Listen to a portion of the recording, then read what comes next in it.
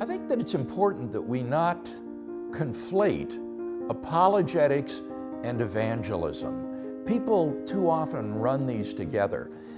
As I understand it, apologetics is a theoretical discipline that asks the question, what is the rational justification for the Christian worldview? It's a theoretical question.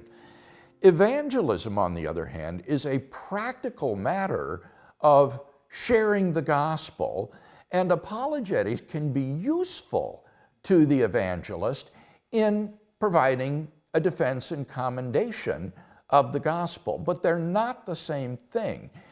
A good apologist may be clueless when it comes to being an effective evangelist. He may be nerdy and ineffective and not quick on his feet, maybe not a good debater, but he's a very good theoretical apologist. He knows his material. On the other hand, the evangelist can be very effective with certain people, at least, even if he's clueless about apologetics.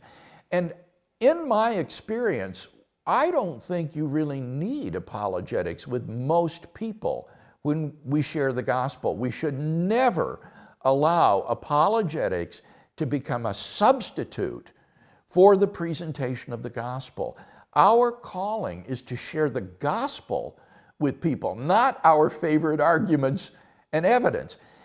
The need for apologetics would only arise when, upon sharing the gospel with an unbeliever, he has questions or objections.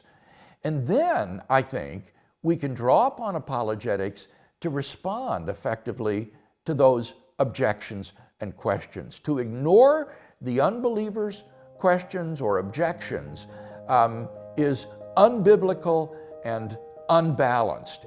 So in a case like that, the evangelist, in sharing the gospel, will be prepared to give a defense for the hope that is in him by sharing the arguments and evidence that will respond to the objections that the unbeliever raises.